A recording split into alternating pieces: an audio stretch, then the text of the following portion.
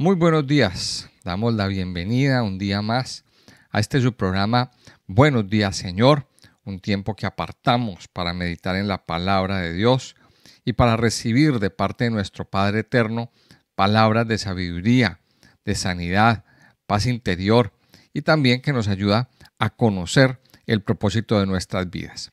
Mi nombre es Carlos Muñoz y quiero el día de hoy dar un saludo especial a aquellos nuevos suscriptores del canal y también animar a todos los oyentes, amigos, familiares, discípulos, consiervos y hermanos en Cristo a que escuchen atentamente este audio hasta el final. También a que lo compartan con otras personas, a que le den me gusta y que se suscriban a nuestro canal si no lo han hecho. También pueden dejarnos sus comentarios, preguntas, sugerencias y bueno, todo lo que quieran saber pueden hacerlo a través de nuestra cajita de comentarios. También desde la Iglesia IRE esperamos que estos estudios sean de mucha bendición para sus vidas. Vamos a continuar entonces con nuestro estudio del libro de Zacarías y vamos al capítulo 8 de esta hermosa profecía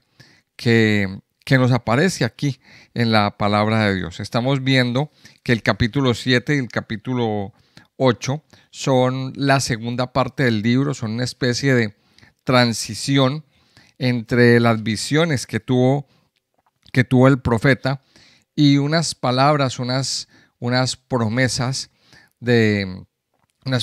para el tiempo final, para el milenio, unas promesas que nos apuntan a esos últimos días, porque esa parte del capítulo 9 al capítulo 14, pues precisamente lo que nos habla es eso, qué va a pasar en los últimos días. Pero entre una parte y la otra, pues nos encontramos una transición que son los capítulos 7 y 8, donde Dios da unas promesas de restauración y Dios nos cuenta aquí unas palabras que le habló al profeta. Y veíamos en el capítulo 7 también cómo unos hombres venían desde muy lejos a hacerle una pregunta al profeta o a los sacerdotes. Y la pregunta era muy sencilla. ¿Vamos a seguir celebrando los ayunos del cuarto mes, del quinto mes, del séptimo mes?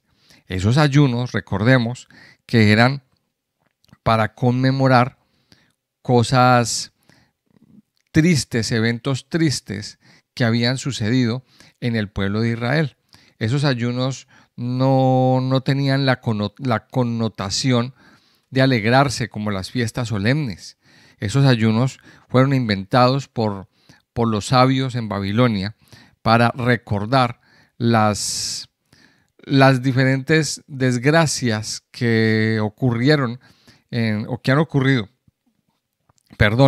a lo largo de la historia en el pueblo de Israel. Y sobre todo, y lo más importante, por lo que ellos lloraban era por la destrucción del templo.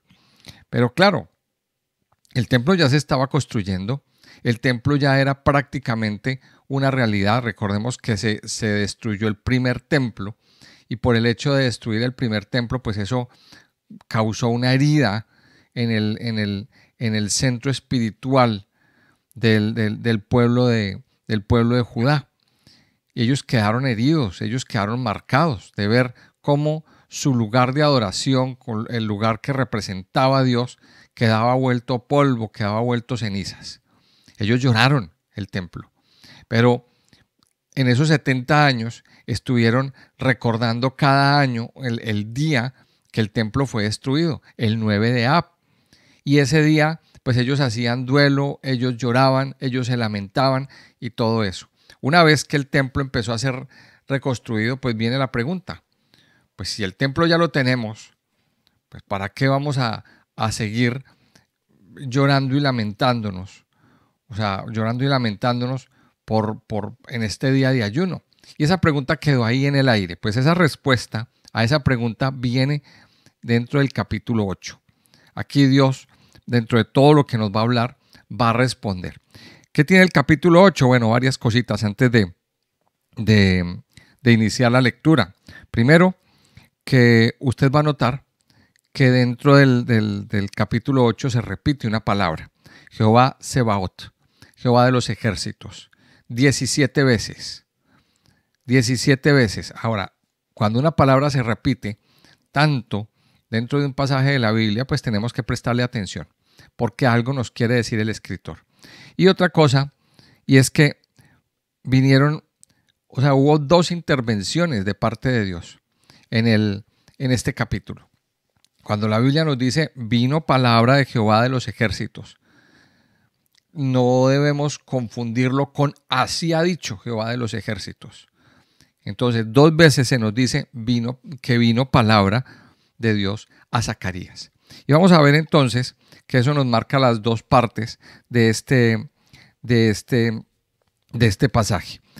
Aquí en el capítulo 8 Dios le da una promesa. Dios empieza a dar promesas de restauración a Jerusalén. Y dice lo siguiente: vino a mí palabra de Jehová de los ejércitos diciendo, así ha dicho Jehová de los ejércitos, celé a Sión con gran celo y con gran ira la celé. Así dice Jehová, yo he restaurado a Sión y moraré en medio de Jerusalén. Y Jerusalén se llamará ciudad de la verdad y el monte de Jehová de los ejércitos, monte de santidad. Así ha dicho Jehová de los ejércitos, aún han de morar ancianos y ancianas en las calles de Jerusalén, cada cual con bordón en su mano por la multitud de los días. Y las calles de la ciudad estarán llenas de muchachos y muchachas que jugarán en ellas. Así dice Jehová de los ejércitos, si esto parecerá maravilloso a los ojos del remanente de este pueblo en aquellos días, también será maravilloso delante de mis ojos. Dice Jehová de los ejércitos, así ha dicho Jehová de los ejércitos, he aquí yo salvo a mi pueblo de la tierra del oriente y de la tierra donde se pone el sol, y los traeré y habitarán en medio de Jerusalén, y me serán por pueblo, y yo seré a ellos por Dios, en verdad y en justicia.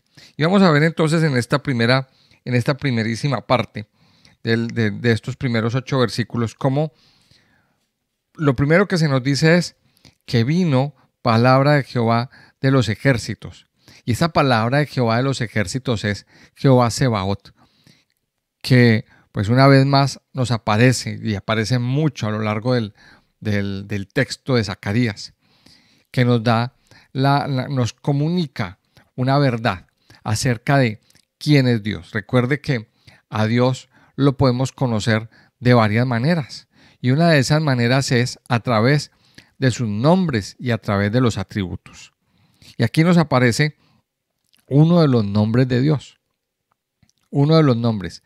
¿Y cuál es ese nombre? Jehová Sebaot, Jehová de los ejércitos.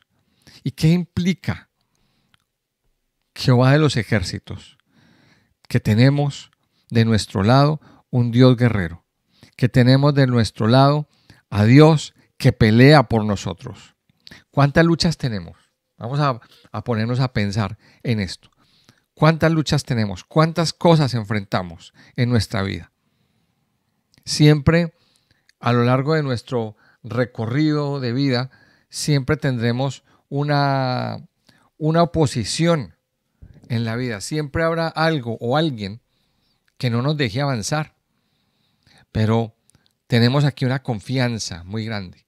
Y es que del lado de nosotros está el que pelea por nosotros. De nuestro lado está aquel que pelea con todas sus huestes celestiales y que está siempre dispuesto a ayudarnos y a pelear por nuestras vidas.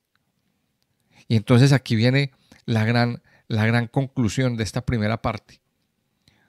Usted, amado Hijo de Dios, aprenda a confiar en Jehová de los ejércitos. Él es el que pelea. Él es el que pelea día y noche. Él no tiene descanso. La Biblia nos dice en el Salmo 121 que no se dormirá el que guarda Israel. Él no duerme. Tenemos un Dios que no duerme. Tenemos un Dios que no se va de vacaciones. Nuestro Dios siempre está ahí disponible. ¿Para qué? Para defendernos. Para defendernos de cualquier ataque. O sea que Cualquier ataque que usted pueda estar sufriendo en este momento, viviendo en este momento. Jehová de los ejércitos tiene todo un escuadrón de millares y millares y millares de ángeles dispuesto a defenderlo, a pelear por usted. Así que aprenda a confiar en el Señor y aprenda a conocerlo, que Él es Jehová de los ejércitos, cualquiera que sea el ataque que usted esté viviendo. Y bueno, el enemigo ataca de muchas maneras también. Esto es una cosa que tenemos que entenderlo y comprenderlo. ¿Cuáles son las estrategias que él utiliza? Él ataca de muchas maneras. Él ataca a través de problemas económicos, por ejemplo. Él ataca a través de quebrantar la salud. Él ataca también directamente en nuestras luchas espirituales. A veces recibimos esos ataques por la noche, cuando dormimos, mientras descansamos. Vienen pesadillas y vienen ciertas cosas que oprimen nuestras vidas. Pero recuerde siempre, Jehová de los ejércitos está siempre disponible para defenderlo, para defendernos a todos, para pelear y derrotar a ese enemigo que quiere venir a dañarnos. Aquí en este pasaje entonces, en este capítulo 8, nos encontramos, pues primero, que vino palabra de Jehová de los ejércitos. Y esta es la primera palabra, bueno, ya ha venido antes, ya lo hemos visto de antes, pero nos ubicamos específicamente en este capítulo. Y esta es la primera palabra que recibe el profeta. Ahora, ¿qué dijo esa palabra? Bueno, ahora ya va a empezar a desglosarlo. Y esa palabra nos dice que va a haber un tiempo de restauración, una promesa de restauración.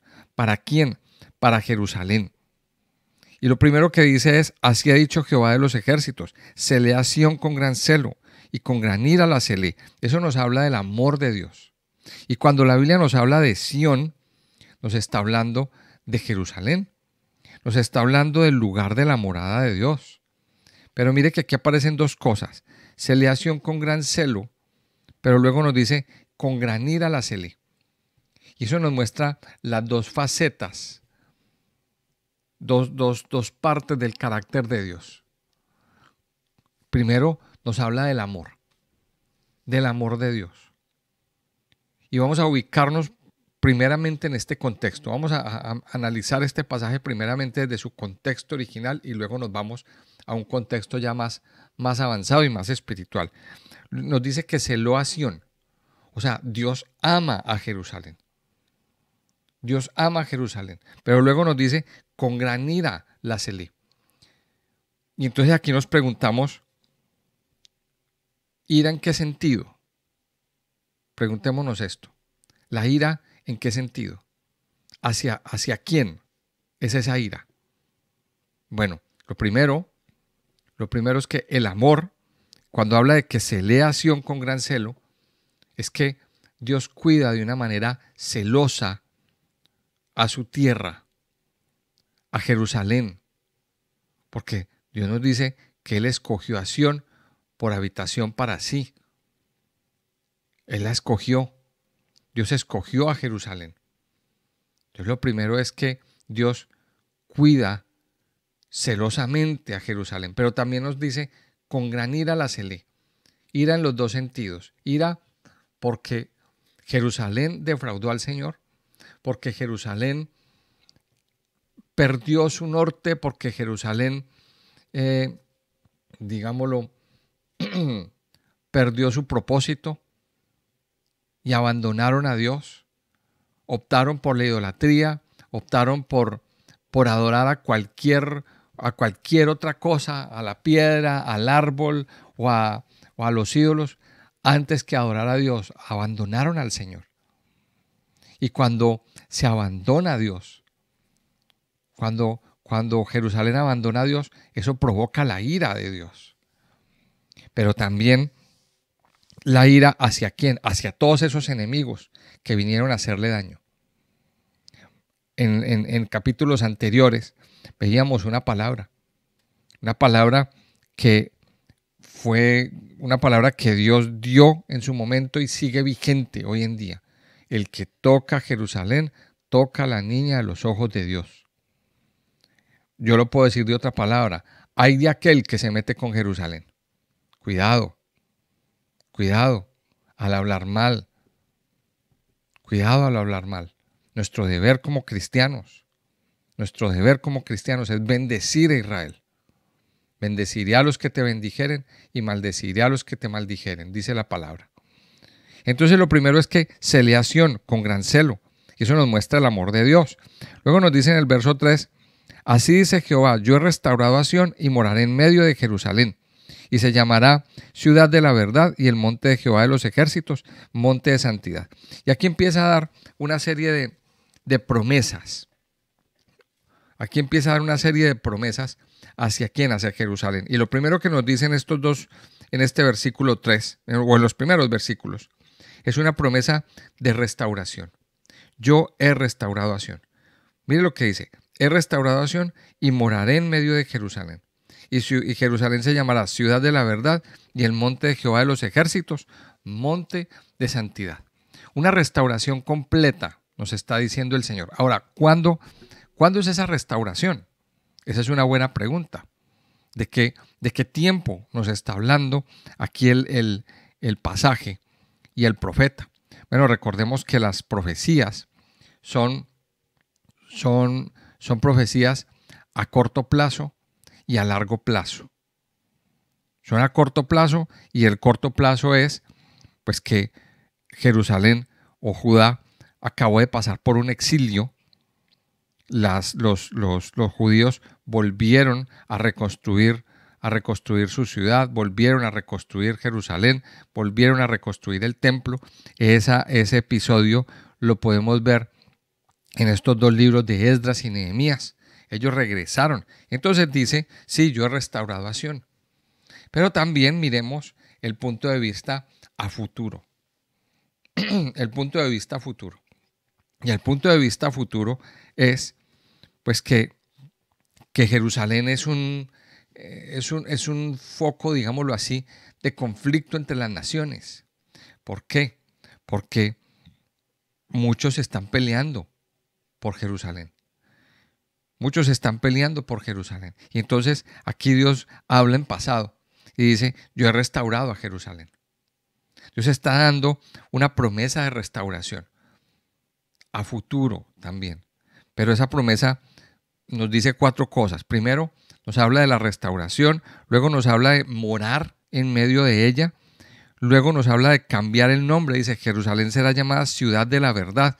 Y el monte de Jehová de los ejércitos, monte de santidad. Nos habla de una santificación. Y esto nos permite recordar lo que dice Ezequiel 36.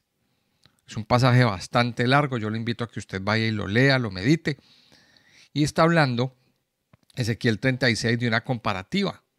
Compara a Jerusalén con una mujer que él vio nacer. Y entonces habla de cómo dice, te vi desnuda, te vi en tus sangres, tu nacimiento fue tal, nadie te cuidó, pero entonces yo te cuidé, te corté el ombligo y creciste hasta volverte hermosa y entonces me casé contigo. O sea, él va contando una historia y nos va mostrando como una historia paralela entre la historia de una persona o de una mujer y la historia de Jerusalén. Y eso nos deja ver pues que así como Dios restauración, así como Dios mora en medio de Jerusalén y le cambia el nombre y la santifica, asimismo Dios también está dispuesto a traer una restauración personal a nuestras vidas.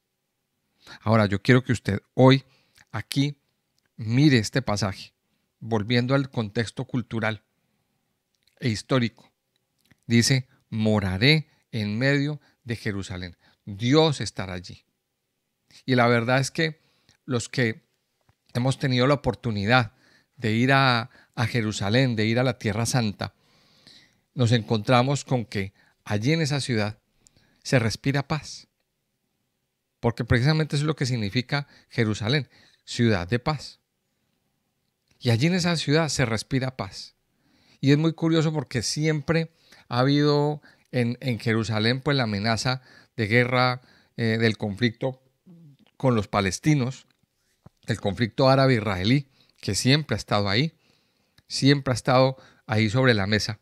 Pero cuando uno llega a Jerusalén, uno allá no encuentra, no escucha de atentados, ni de bombas, ni de nada de eso. Se respira una paz increíble, una paz grandísima. Porque Dios está en medio de Jerusalén. Porque Dios habita allí. Y comprobamos lo que dice esta palabra. Moraré en medio de Jerusalén. Del versículo 4 al versículo 6 nos habla de algo bien especial y es de la longevidad. Y entonces nos dice que aún han de morar ancianos y ancianas en las calles de Jerusalén, cada cual con bordón en su mano por la multitud de los días. Y las calles de la ciudad estarán llenas de muchachos y muchachas que jugarán en ellas. Y esto nos habla de varias cosas. Primero, de la seguridad que se vivirá en medio de la ciudad. La expectativa de vida. Los ancianos llegarán a su edad mayor con mucha paz, con su bordón, y disfrutarán de sus días, disfrutarán de su descanso. Pero también nos habla de los muchachos. Los muchachos, los niños, los jóvenes, son los que traen alegría, son la expectativa del futuro. Y esto nos da una buena enseñanza. Los muchachos, los jóvenes, los niños, jugando en los parques, jugando tranquilos, sin que haya nada que los interrumpa o que dañe sus juegos. Nos da un mensaje de alegría, de longevidad, de que Dios promete que habrá una esperanza de vida, que habrá paz. Y esa es otra de las promesas que el Señor trae a nuestras vidas, a nuestra iglesia, a nuestra familia. Dios traerá ancianos que soñarán sueños y muchachos que verán visiones, sobre los cuales caerá el Espíritu de Jehová, como dice Joel. Joel, mire qué tenaz. Y dice el versículo 7. Dice el versículo 7, así ha dicho Jehová de los ejércitos, he aquí yo salvo a mi pueblo de la tierra del oriente y de la tierra donde se pone el sol, y los traeré y habitarán en medio de Jerusalén, y me serán por pueblo, y yo seré a ellos por Dios, en verdad y en justicia. Y aquí nos está hablando de un regreso del exilio. Recordemos que la Biblia, a nivel global, a nivel general, nos da un mensaje de exilio. El hombre está exiliado. Los habitantes de Israel están exiliados. Recuerde que hubo un exilio que los asirios se llevaron o exiliaron el pueblo de Israel, las tribus, a muchas partes. Las tribus, esas 10 tribus, se quedaron perdidas, diseminadas por el mundo. Pero el Señor sabe dónde están. El Señor conoce cada genealogía. El Señor sabe ese remanente, en qué lugar está, en qué lugar se encuentra. Y en su momento lo despertará y los traerá. En su momento los despertará y los traerá. Yo lo he dicho muchas veces. Yo sé que este tema de las tribus perdidas lo hemos escuchado, lo habremos escuchado en muchos contextos, a lo mejor en documentales o hemos leído. Pero mire, no pensemos que hay por ahí en un lugar, en una isla, un grupo de personas aisladas que nadie conoce, que nadie ha descubierto, que están por allá guardaditos en un rincón esperando a ser descubiertos. No es así. No es así. ¿Cómo se perdieron estas tribus? Pues las personas quedaron diseminadas por todo el mundo. Les cambiaron el nombre, les cambiaron los apellidos y quedaron perdidas. Nada más Hablo de lo que conozco en España. En España, en 1492, pues cuando en la segunda, en medio de esa segunda diáspora, los judíos fueron exiliados de España. Entonces les dieron tres alternativas. La primera, irse de España. La segunda, pues convertirse al catolicismo. Recuerden que los reyes católicos pues impusieron la Inquisición, y la Inquisición era convertir a todo el mundo por la fuerza a la religión católica. Entonces aquí, dentro de este proyecto que tenían los reyes católicos, no cabían los musulmanes, no cabían los judíos, no cabían los cristianos protestantes. O sea, aquí no cabía nadie, solo el que fuera católico. Para eso se creó la Inquisición, para perseguir a aquellos que eran catalogados como herejes por parte de la Inquisición. Y entonces uno de esos grupos fueron los judíos. Uno de esos grupos perseguidos fueron los judíos. Entonces, ¿en qué decisión los pusieron? Pues muy sencillo. Si ustedes no se convierten al catolicismo, se van.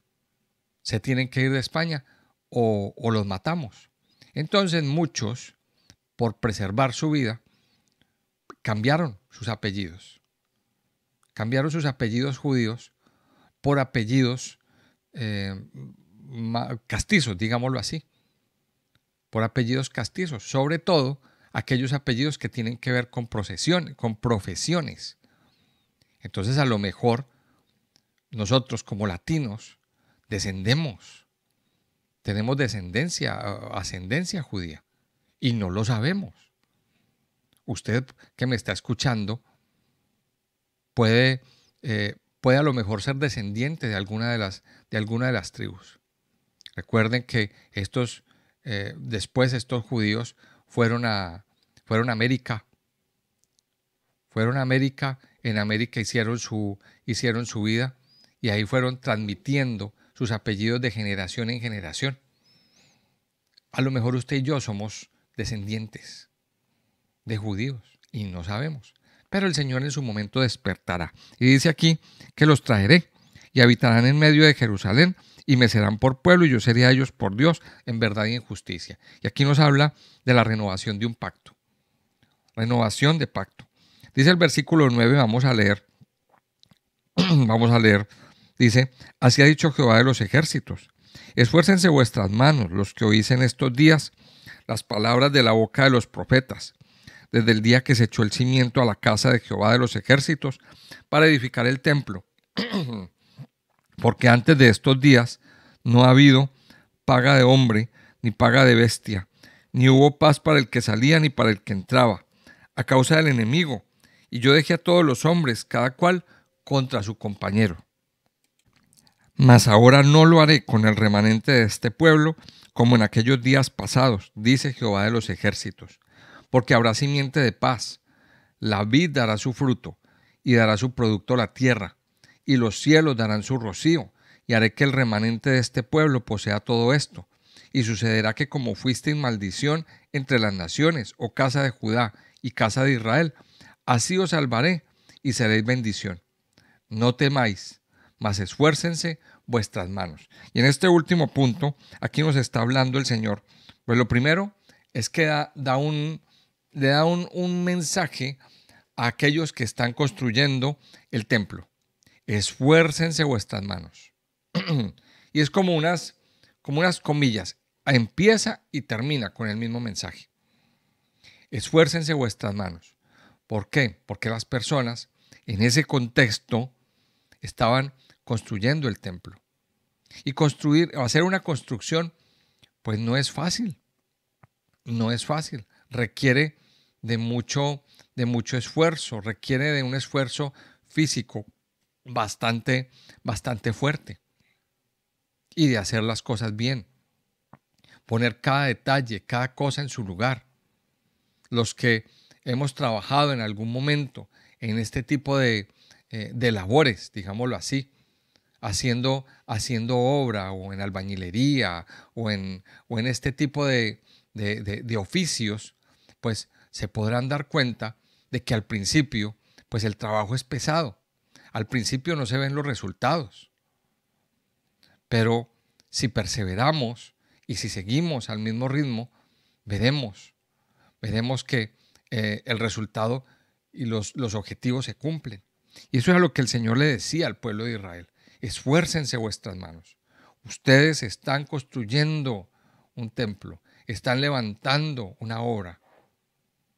Y aquí el Señor nos habla también a los siervos, a todos aquellos que somos siervos, a todos aquellos que servimos en la casa del Señor.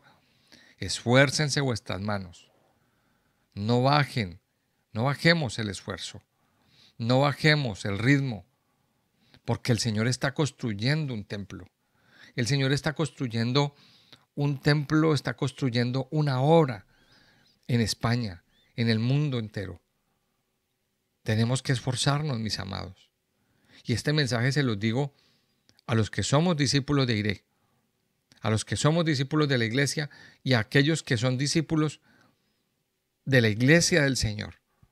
Esfuércese, esfuércese, amado Hijo de Dios.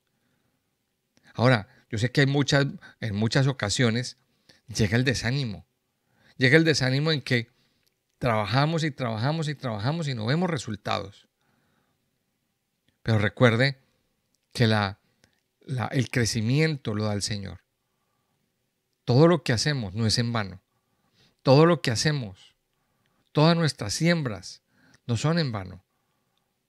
El Señor siempre se encargará de traer un resultado, de ser el que haga brotar la semilla. Pero el Señor nos da un mensaje: esfuérzate. Igual que el mensaje que le daba a Josué: mira que te mando que te esfuerces y seas valiente. No temas ni desmayes, porque Dios está contigo en donde quiera que vayas. Ese es el mensaje que el Señor nos da. Esfuércense ahora vuestras manos. Y lo que sigue, de ese versículo 9 al 13, dentro de todas las promesas que Dios le está dando a Israel, a Jerusalén, es que romperá toda maldición. Romperá con el ciclo, con ese ciclo de que nada nos sale, de que nada nos funciona. ¿Le ha pasado a usted, amado Hijo de Dios? ¿Le ha pasado a usted que hace una cosa y hace la otra y hace la otra y nada le funciona?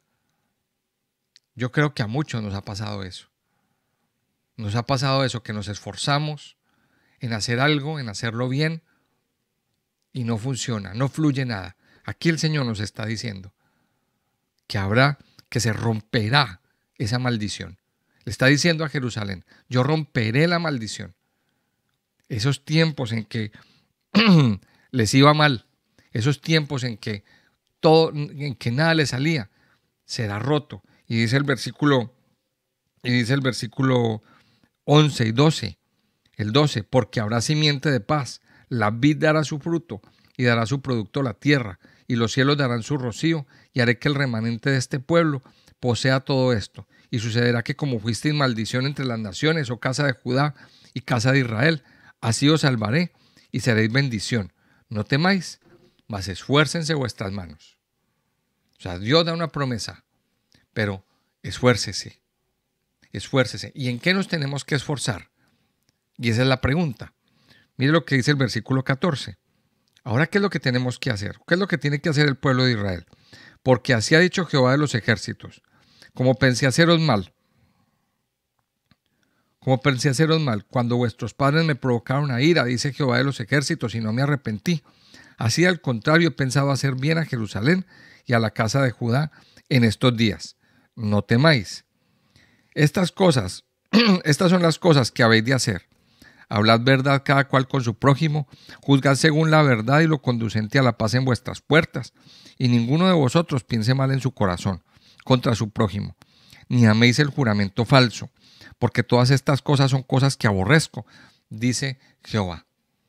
Ahora, Dios da unas promesas de restauración, pero también aquí nos está diciendo que hay unas obligaciones, o le está diciendo al pueblo de Israel, que también hay unas obligaciones y hay algo que tienen que hacer, hay algo que tienen que corregir. Recuerde que cuando nosotros conocemos la historia, ¿cuál es el mensaje que nos está dando la historia? No volver a repetir los mismos errores, aprender de los errores.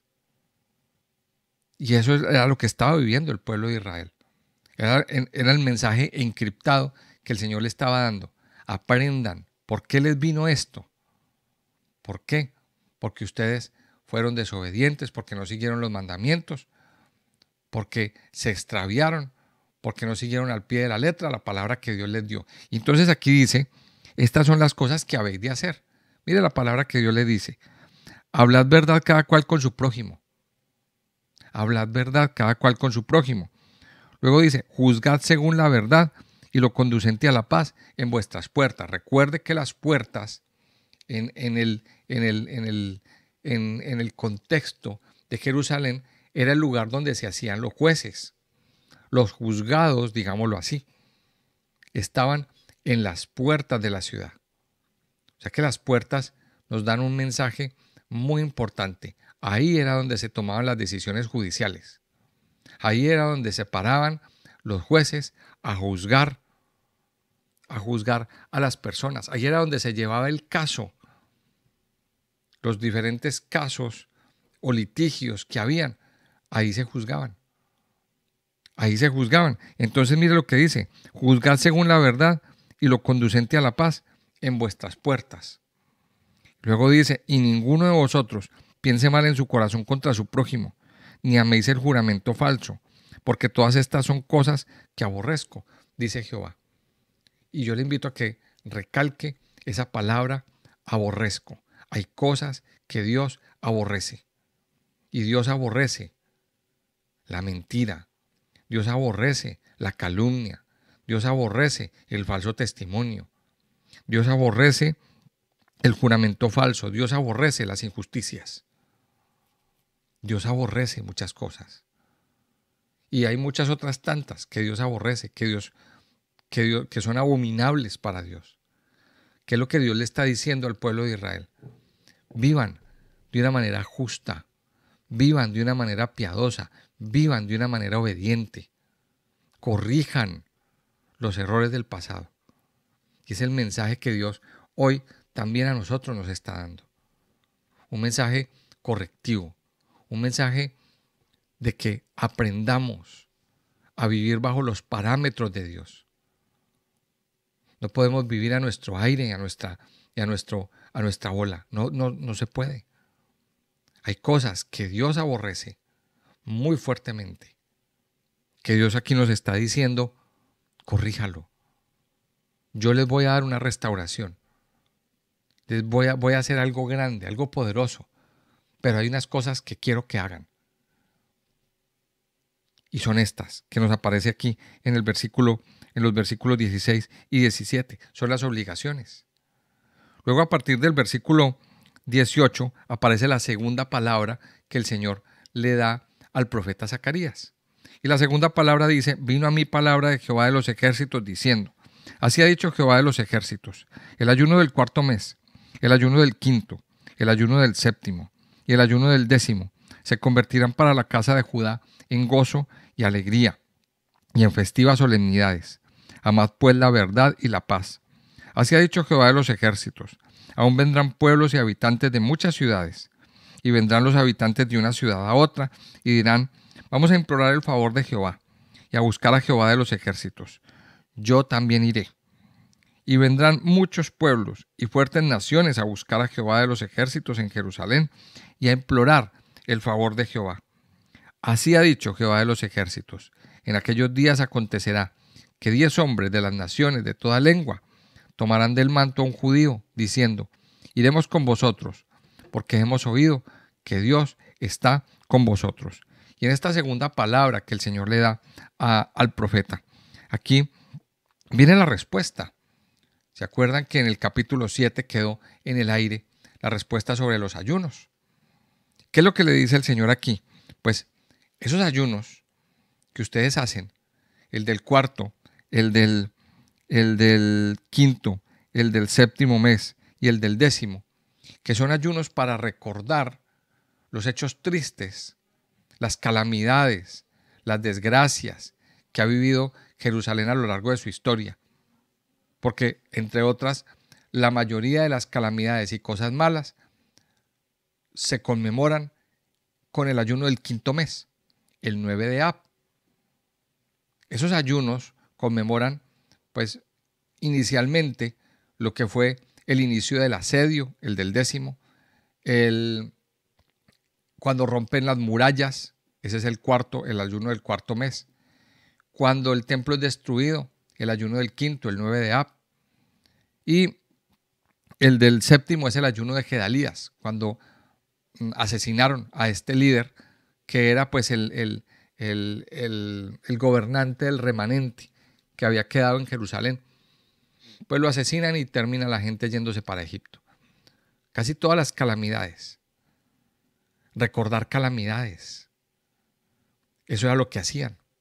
Recordar las cosas tristes. Esos días recordaban las cosas tristes que pasaban. Pero aquí Dios les dice, no recuerden las cosas tristes. No recuerden las cosas, las calamidades que les han pasado. Conviertan esos días en días de gozo y de alegría. Y esto nos da un mensaje, mis amados.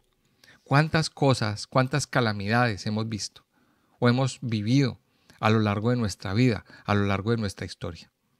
Hay muchas personas que se han quedado ahí, anclados, como suspendidos en el tiempo.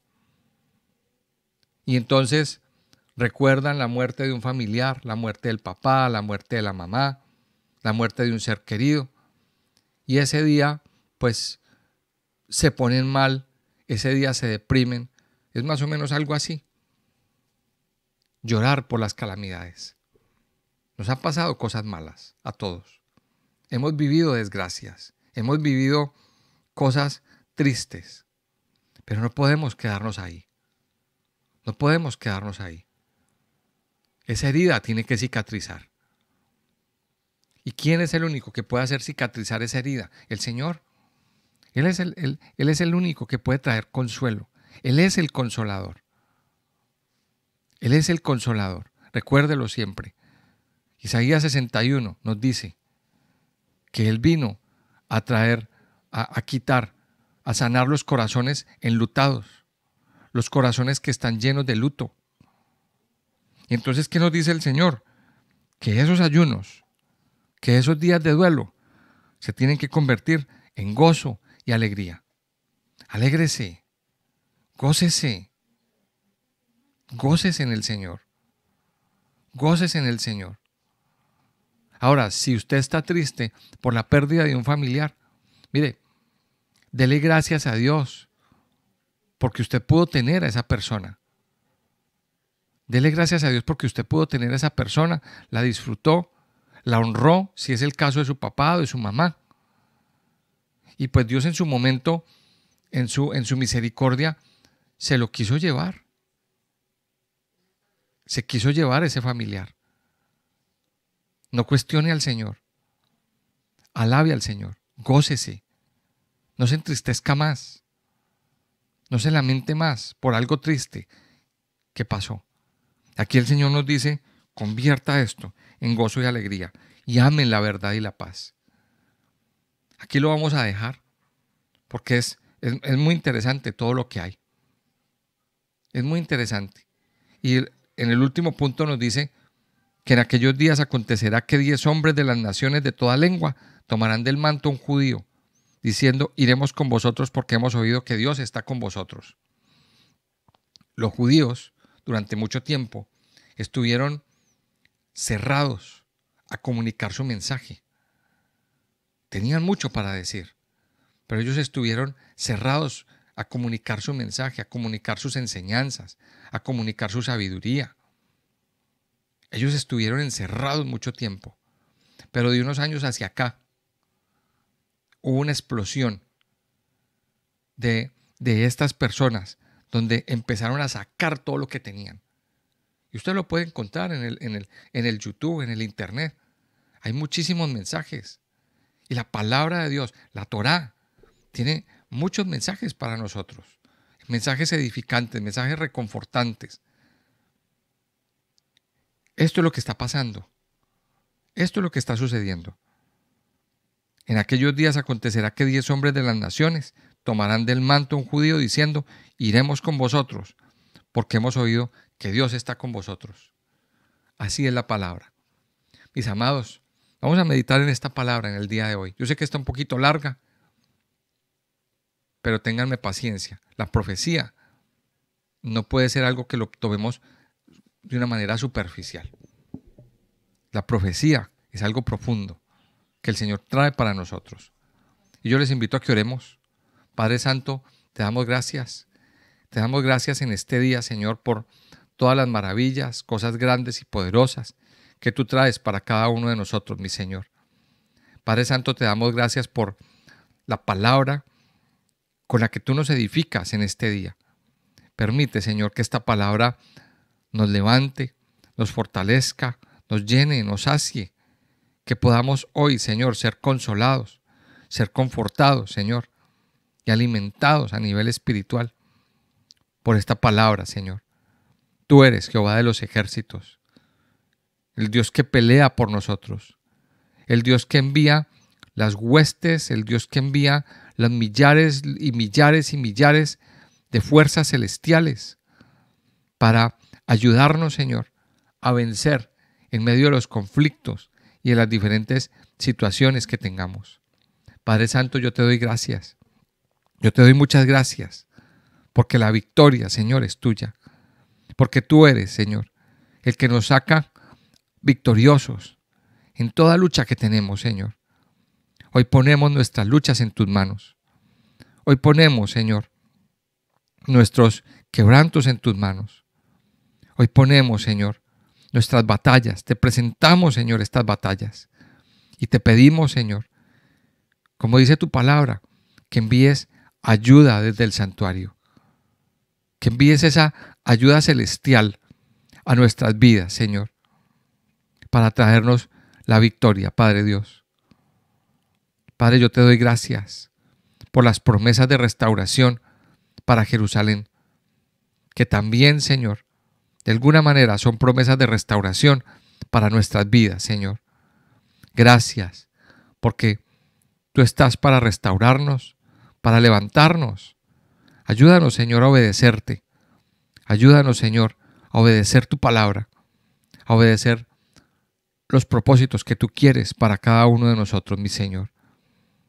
Padre, ayúdanos a quedarnos siempre mirándote a ti, buscándote a ti, Señor, deleitándonos en ti y tomándote a ti, Señor, como la única fuente de nuestras vidas. Gracias porque tú eres Jehová de los ejércitos, Jehová Sebaot, el que pelea por nosotros todos los días de nuestra vida, Señor. Yo te alabo y te bendigo, Señor, en el nombre de Jesús. Amén y amén.